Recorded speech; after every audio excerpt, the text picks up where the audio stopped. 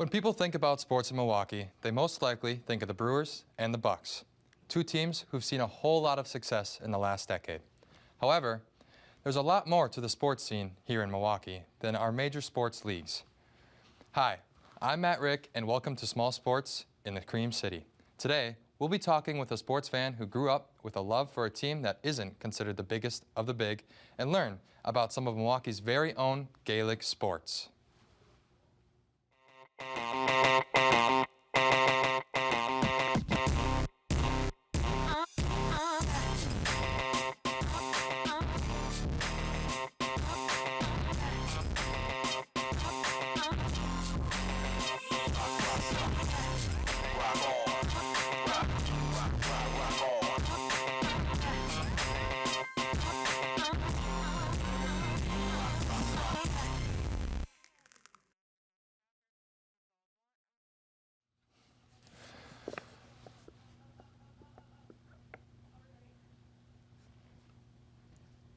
Hello and welcome to Small Sports in the Cream City. While here in the United States, most professional sports teams are considered to be confined to the 5 major sports leagues: the MLS, NFL, NBA, MLB, and NHL. However, abroad, it's much more common to have people supporting clubs that aren't in the top flight. With me now, I have Mark Jelfs, a native of Bristol, England, who now lives in Milwaukee. His hometown team, Bristol City, is currently in the EFL Championship, England's second-tier football league. Welcome to the show, Mark. Pleasure. Thanks for having me on, Matt.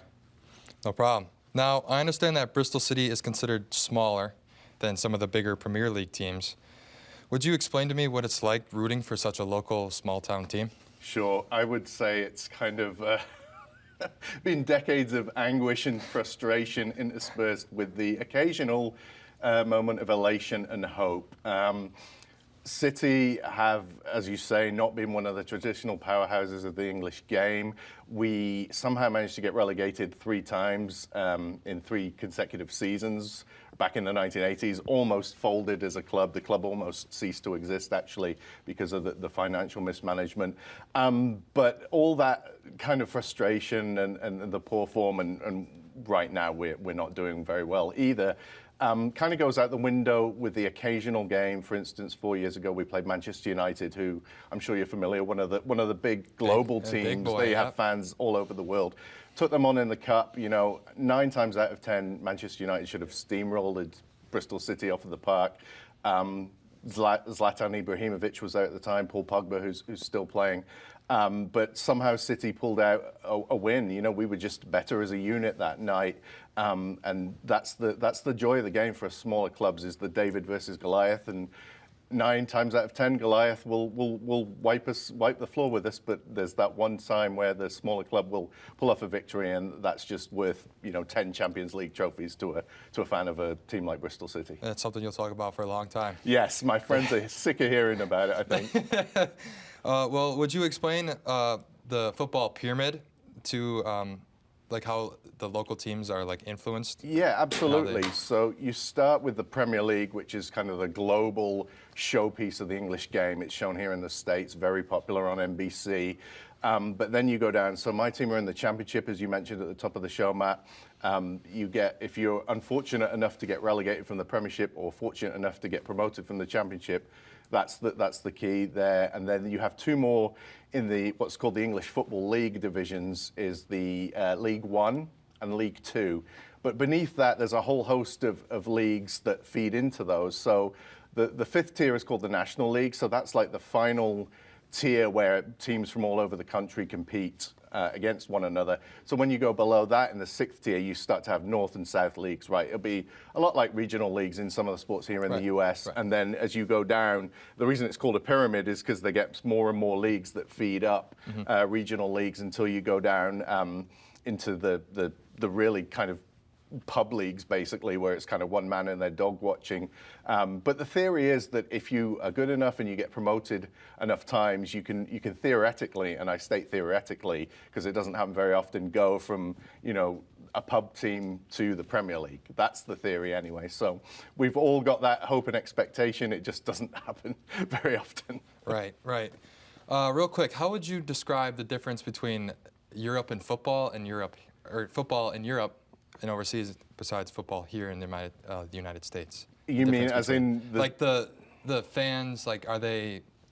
I'm guessing they're more excited over there in Europe, right? For, Yeah, like, the I think teams. it's different. I mean, I've lived in Milwaukee a long time now. I recognize the passion is the same, but I think there's more of a spontaneity in the crowd. Some of the chants they come up with tends to be. It doesn't seem to be like you get the "Let's Go Brewers," which is kind of led from the PA announcer. It's more kind of dreamt up by the fans, and I'd like to meet some of these fans actually that think up the chants because they're pretty creative. Right. Yeah. And some of those they're like long, extensive chants, which is pretty cool. Right. We just got a couple words. Yeah. Yeah.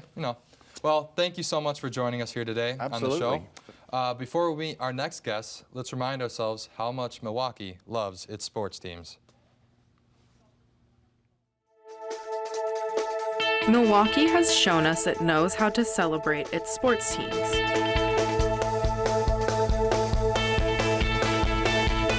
From throwing a massive party for the NBA champs, to showing up year after year for the Brewers in the playoffs. But what about the teams that we're unfamiliar with?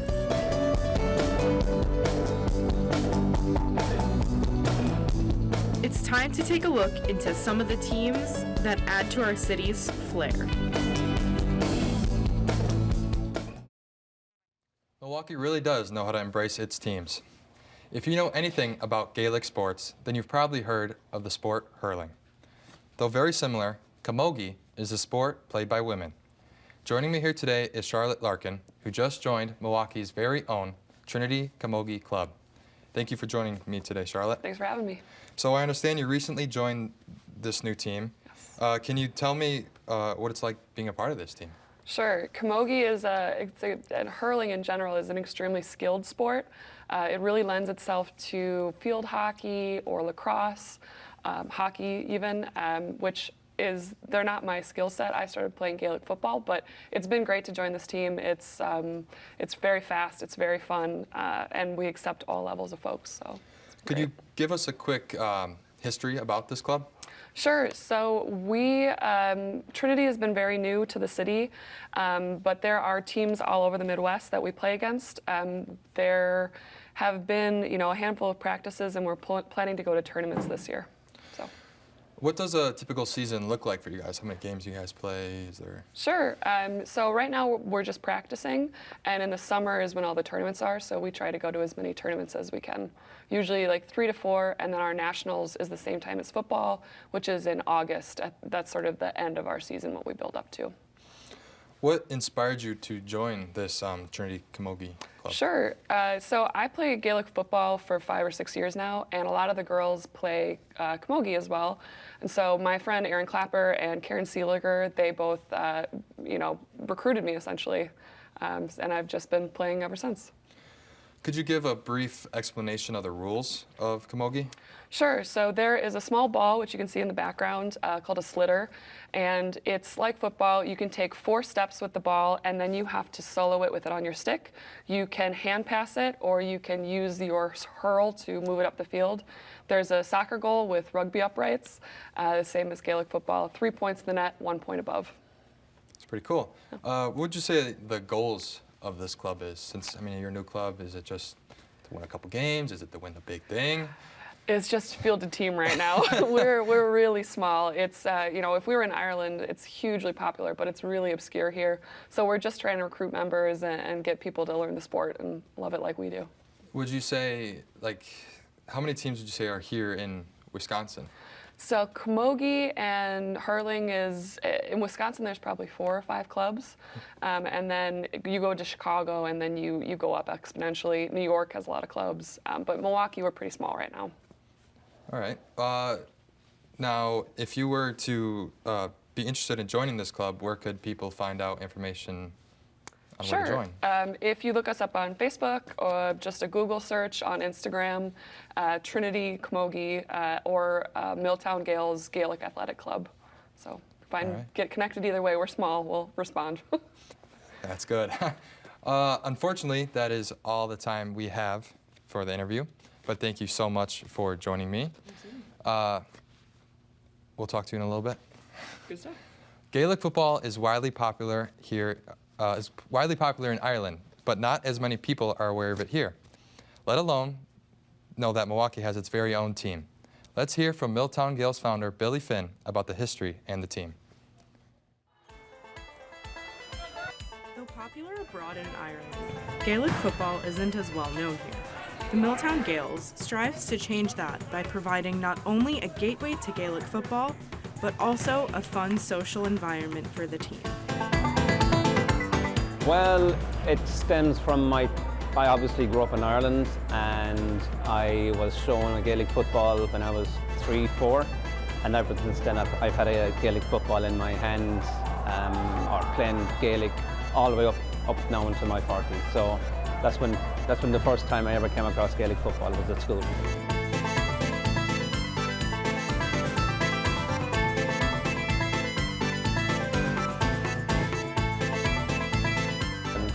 And expose it and bring it to a different audience over here in the States. That was my main reason, to show the love of the Gaelic that we have in Ireland over here.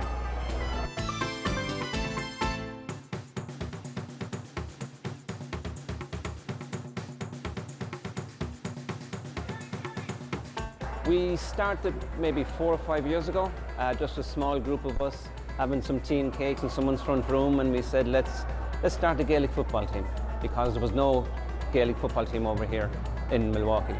And ever since then, great ideas come from small beginnings, and with a couple of like-minded people, we started the club. We got organised, we got the club ratified with USGA, and ever since then it's grown and grown and grown year on year.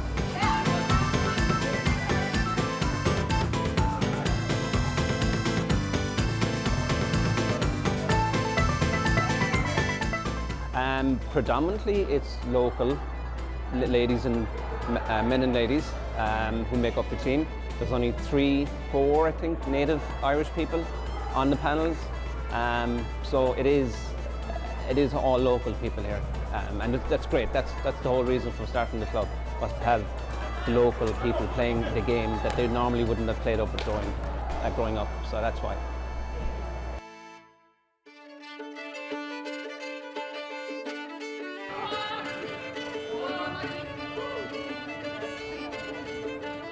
Typical season would start with pre-season, which we're just doing now. It's just getting fitness and conditioning in, getting our touch back after the winter, and from May onwards there is at least 1 to 2 tournaments all the way up until the end of September.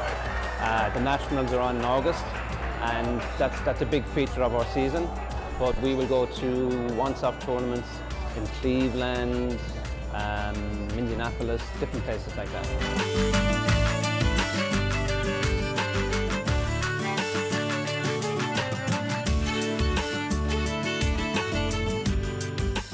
It's twofold. It's a social thing, and it's the challenge of non-native people playing a sport and seeing the level that they can get to. With that's the main reason. It's actually, but that's what I find most rewarding. It's seeing them grow and grow and grow year on year.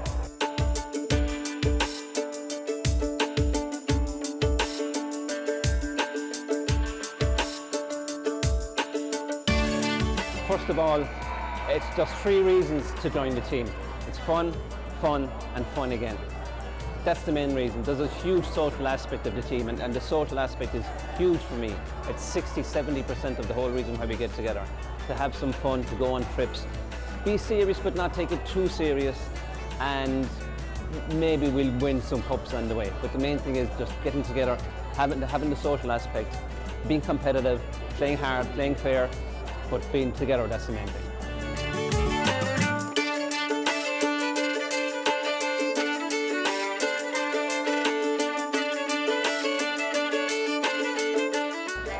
Just look on our Facebook page, Milltown Gaels Facebook page, and I think our website is info@milltowngales.com. But just look at any social media, Milltown Gaels, and you'll find us.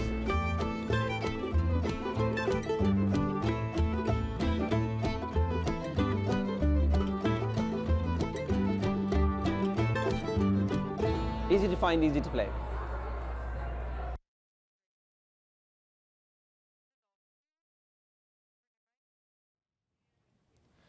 Now that we've gotten a background on the team, we have Charlotte back and we have Billy Finn here with us today to explain the rules and demonstrate a little bit of Gaelic football to us, and also hurling.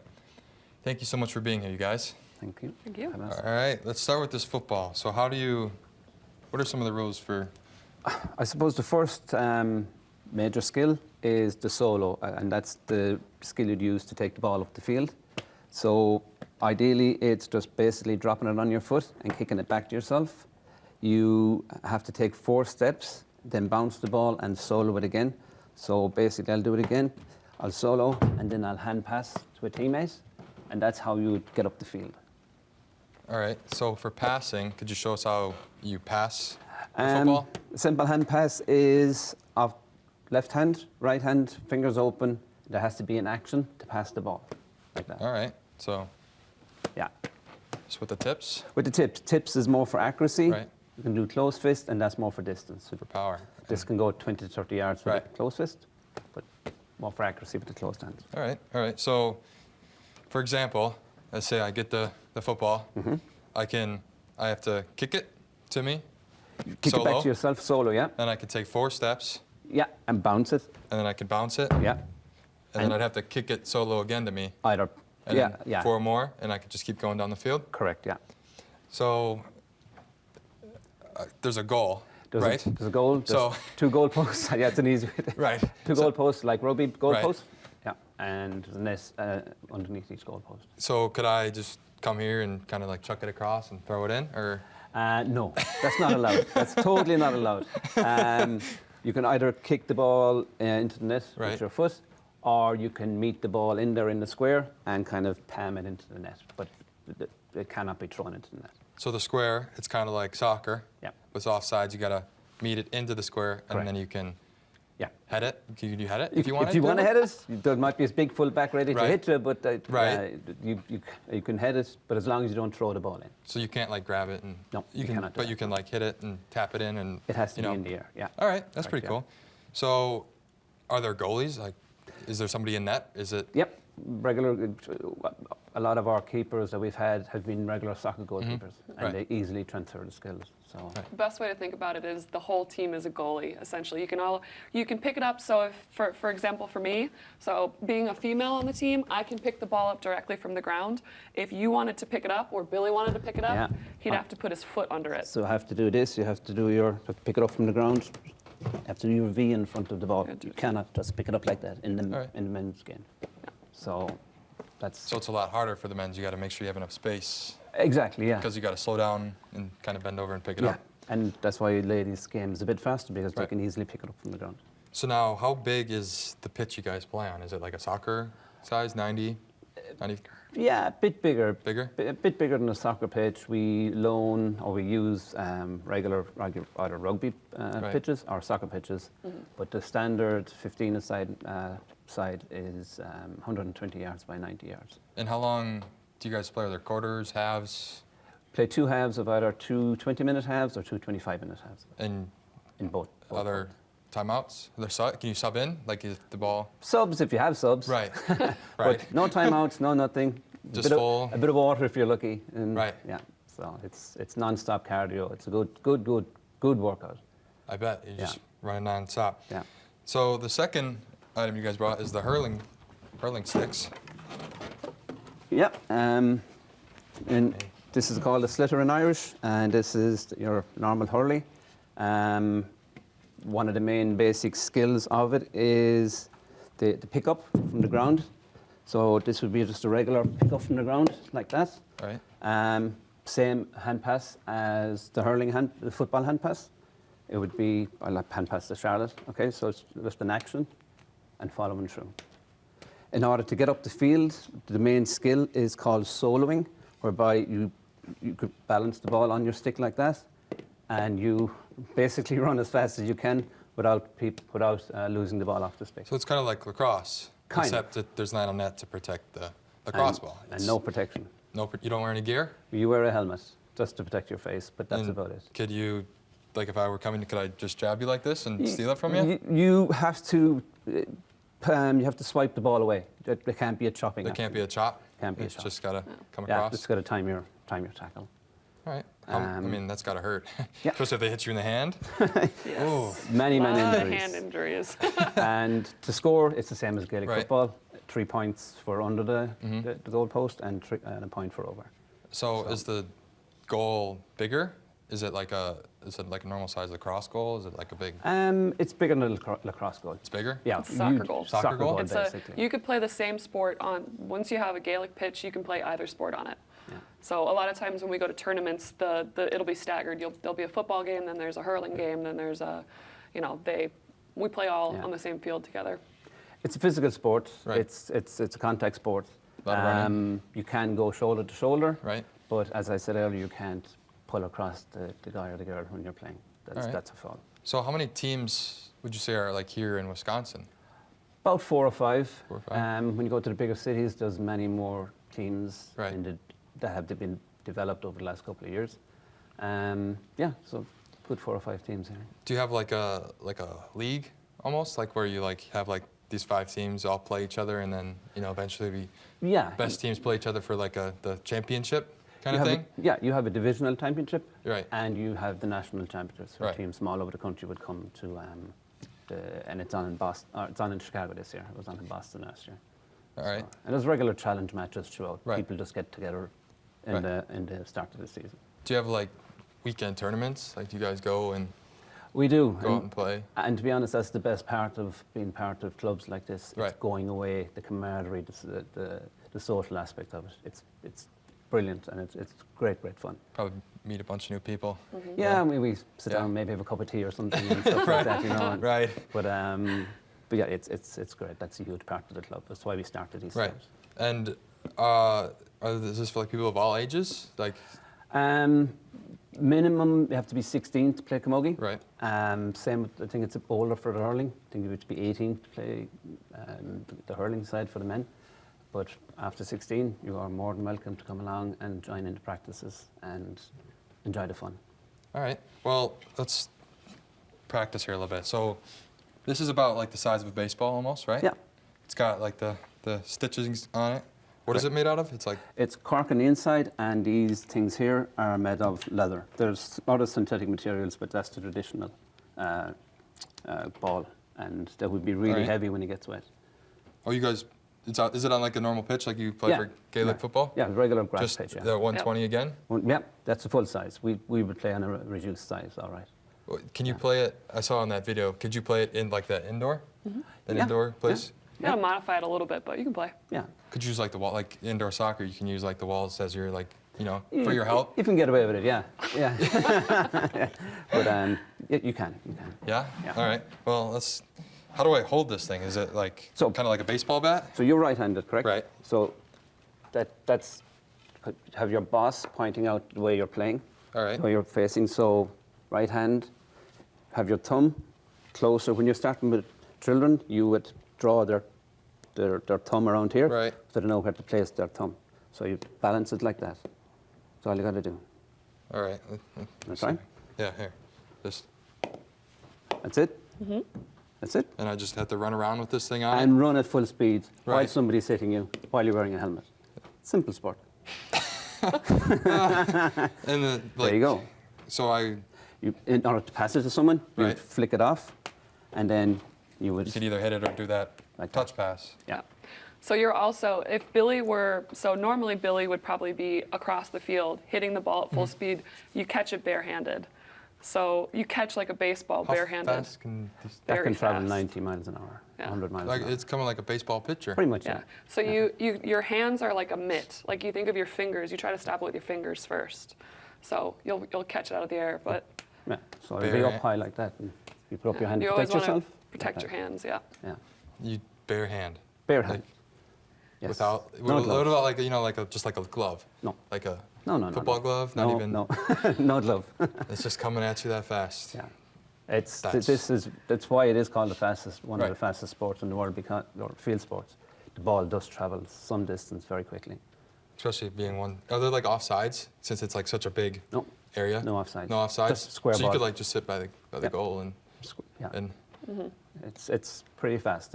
And when you watch it on TV, cameras do have a difficult time. to it's track like the ball. tennis, back and forth. And that's why they actually made the ball yellow now. Oh, so it's a bit more visible, Yeah. easier to see That's for the it. audience. Yeah. That's pretty cool. Yep. Well, unfortunately, that looks like all the time we'll have here today.